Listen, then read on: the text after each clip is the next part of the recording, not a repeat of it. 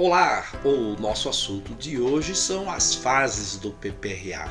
Vou te mostrar de uma forma bem simples, bem objetiva e de fácil compreensão quais são essas fases que você, para a elaboração do PPRA, deve segui-las religiosamente. Vejam aí. A antecipação dos riscos deve ocorrer somente quando houver na empresa novos setores, novas plantas que tenham identidade de riscos ambientais com áreas já pré-existentes. O item 9.3.1 diz que o Programa de Prevenção de Riscos Ambientais deverá incluir as seguintes etapas. Na letra A, antecipação e reconhecimento dos riscos. E no item 9.3.2 esclarece que a antecipação deverá envolver a análise de projetos de novas instalações, métodos ou processos de trabalho, ou de modificação dos já existentes, visando a identificar os riscos potenciais e introduzir medidas de proteção para a sua redução ou eliminação desses riscos.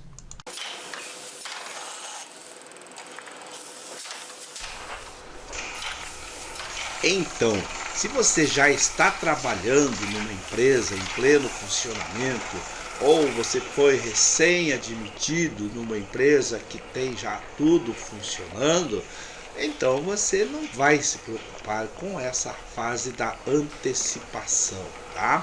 A antecipação é só quando houver um novo setor, uma nova planta e que tenham riscos parecidos. Essa nova que vai ser posta a funcionar com o que já existe na empresa. Então, agora vamos partir para o trabalho do reconhecimento dos riscos numa análise totalmente qualificativa. Pegue a prancheta com papel e caneta e saia a campo. Vamos verificar os riscos físicos, se existe o ruído, o calor, a umidade, a vibração. Você vai anotando na sua prancheta se tem radiação não ionizante. E nos riscos químicos, verifique a existência de produtos químicos nas formas líquidas, gasosas, pastosas, para que depois nós venhamos a fazer as outras análises. Verifique a existência dos riscos biológicos de acordo com aqueles relacionados no anexo 14 da NR15. Não deixe também de analisar os riscos de acidentes, as máquinas, as ferramentas, os equipamentos, as condições inseguras, tudo isso. E por último, nós vamos analisar os riscos ergonômicos, de acordo com o que estabelece a NR17. Então, vamos à prática agora, analisando qualitativamente. Entenda que nessa fase de reconhecimento você não deve ter nenhuma preocupação com a intensidade, com a concentração do risco que você provavelmente observou a existência. Você viu o ruído, não precisa ainda fazer a dosimetria de ruído. Viu o calor, não há necessidade do cálculo do IBUTG. Presenciou o agente químico, ainda agora desnecessária fazer a concentração desses agentes químicos. Na fase do reconhecimento, como o próprio nome diz, nós só vamos conhecer, observar a existência desses riscos físicos, químicos e biológicos, os riscos de acidentes e os riscos ergonômicos. Depois, na fase seguinte, é que nós vamos nos preocupar com a intensidade, com a concentração desses agentes observados aqui, nessa fase de reconhecimento. Agora vamos então para a fase de avaliação no PPRA. Faremos avaliações qualitativas em relação à umidade, radiações não ionizantes, riscos químicos do anexo 13 e os riscos biológicos do anexo 14. E as análises quantitativas do ruído, do calor, do frio e da vibração. Então vamos esclarecer o seguinte. aqui nessas análises qualitativas de umidade, radiações não ionizantes, nos riscos químicos do anexo 13 e nos biológicos do anexo 14, essas análises qualitativas vão exigir do profissional que está elaborando o PPRA conhecimentos teóricos sobre esses riscos ambientais. E aí, no PPRA, descrever esses riscos que você observou com base na literatura de higiene ocupacional relacionado com esses riscos qualitativos que não necessitam de nenhum tipo de medição ou de quantificação. Em relação à análise quantitativa, deveremos obedecer o item 9.3.4 da NR9, que diz: a avaliação quantitativa deverá ser realizada sempre que necessária para. Aí esclarece as razões de quando e por que você deve fazer essas análises qualitativas.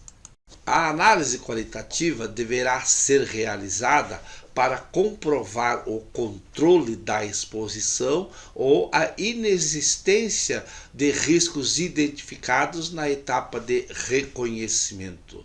Então, isso quer dizer o seguinte: para você monitorar, para você controlar a exposição a um determinado risco, você deve fazer a quantificação. Ou então, em último caso, para comprovar a inexistência da exposição a esse risco. Ou então, para dimensionar a exposição dos trabalhadores ou subsidiar o equacionamento das medidas de controle. Em aula posterior, no curso de elaboração do PPRA, vocês terão a definição exata do que é o equacionamento das medidas de controle, respeitando, obedecendo e cumprindo aquele item da determinação das prioridades nas medidas de controle dos riscos ambientais. E por último, devo lembrar aos profissionais que para a avaliação dos riscos, para as avaliações de intensidade e concentrações dos riscos existentes no ambiente de trabalho, o profissional deverá entender, conhecer profundamente as metodologias descritas na NR15 e nas NHOs, nas normas de higiene ocupacional da Fundacentro, quando aplicáveis ao caso aqui no PPRA. Então, não tem como fazer avaliação quantitativa de ruído, de calor, de frio, de vibração, coletas de agentes químicos, aqueles do anexo 11 da NR15, coleta de poeiras. Não tem como fazer essas quantificações se não conhecer profundamente as metodologias que estão expostas na NR15 ou em alguma das NHOs da Fundacentro. O quarto passo na elaboração do nosso PPRA é o monitoramento.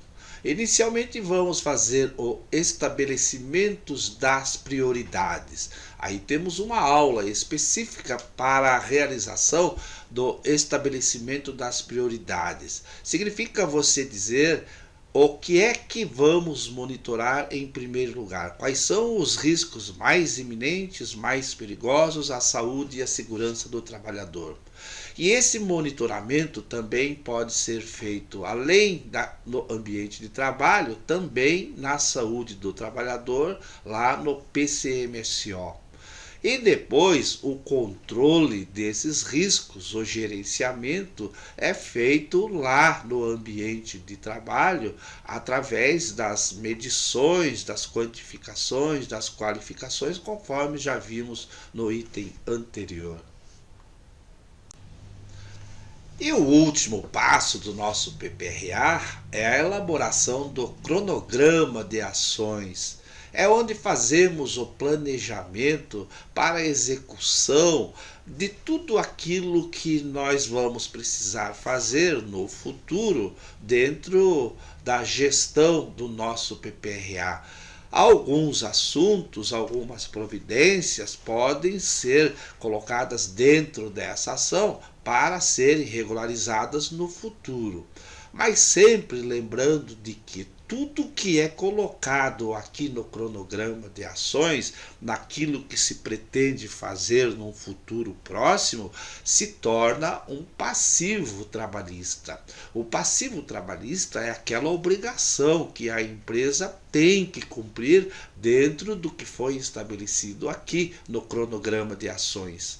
Então, você pode planejar no futuro, dentro das ações de monitoramento dos riscos ambientais, a realização da dosimetria de ruído lá em determinados meses no futuro. Então, uma vez que você descreveu aqui no seu cronograma de ações qualquer ato que você vai praticar lá adiante, no conjunto das ações de monitoramento e controle, deverão estar registrados aqui no cronograma e a empresa fica na obrigação de realizar. Caso um auditor fiscal compareça na empresa, verifique no seu cronograma de ações uma determinada ação que não foi cumprida de acordo com o planejamento, poderá autuar a empresa. Então, isso é o passivo trabalhista. E a análise global é prevista na NR9 como aquela avaliação que você deve fazer a cada ano para verificar se houve alguma modificação no ambiente de trabalho, se alguma das obrigações previstas no cronograma não foram cumpridas, e aí então escrever, descrever, determinar o que é que foi feito e o que deixou de ser feito no PPRA. Isto é a análise global. Espero que você tenha gostado dessa pequena amostra do passo a passo do PPRA, e para aprender muito mais te convido a entrar lá no nosso site, o videoteconline.com.br, clique na aba do curso do PPRA, faça a inscrição e aprenda a elaborar o PPRA. Espero você no curso. Tchau, abraço, obrigado.